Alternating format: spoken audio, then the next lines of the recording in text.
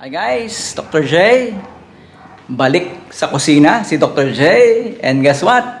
We are cooking something. We are cooking vegetable in oyster sauce. So, mukhang masarap, di ba? Ito ang gulay na gagamitin natin. Ayan. So, ang siste, hindi ko alam kung anong klaseng gulay ito. So, pagkabili ni doktora, sabi sa kanya, maganda po yan sa oyster sauce.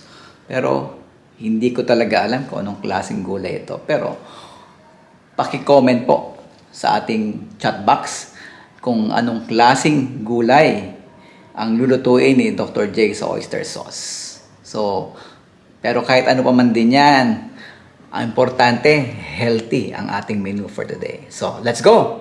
Let's start!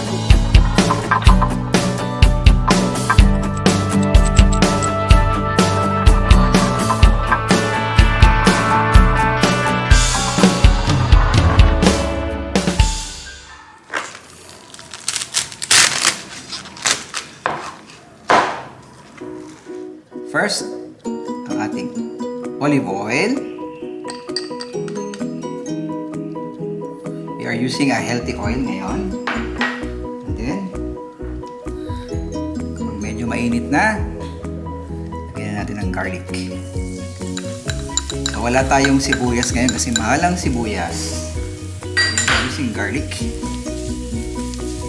Mas preferred natin mas maraming garlic para mas malasa.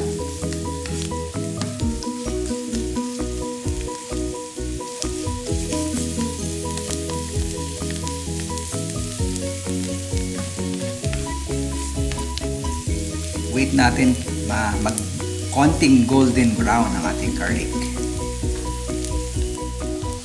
Next, syempre, lalagyan natin ang ating vegetable na hanggang ngayon, hindi pa natin alam kung anong klase siya.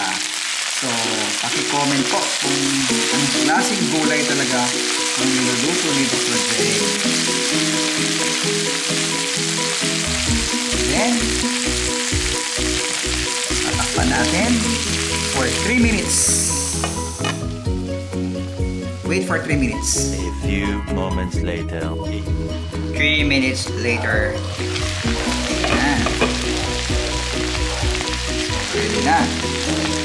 Nalagay na natin ang ating oyster sauce. Ayan. Dapat hindi masyadong maluto yung gulay para ma-maintain natin yung vitamins, yung minerals, at syempre yung crunchiness niya.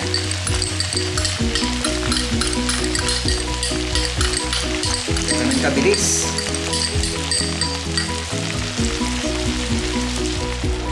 Lalagyan natin ng konting sesame oil para mag-add ng flavor.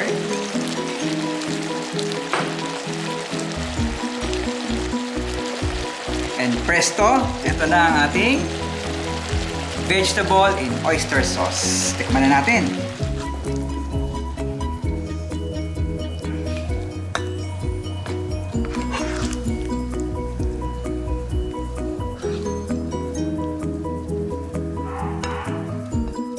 So ayan, ito na ang ating vegetable in oyster sauce. Tikman na natin.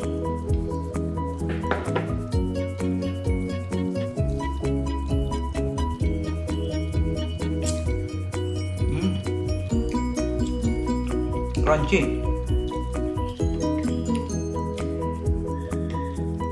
Ay, siyang kangkong. Oo nga, parang kangkong.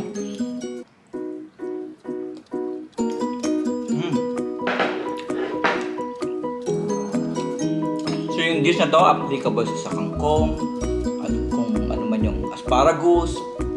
So pwede yun. Kung ano yung merong gulay kayo, dagdagan lang ng oyster sauce. Okay? I hope subscribe to the channel and manood ng mga health tips with Dr. J. So kapag may tanong medical at may nararamdaman ang tanong ng bayan, what to do, Dr. J?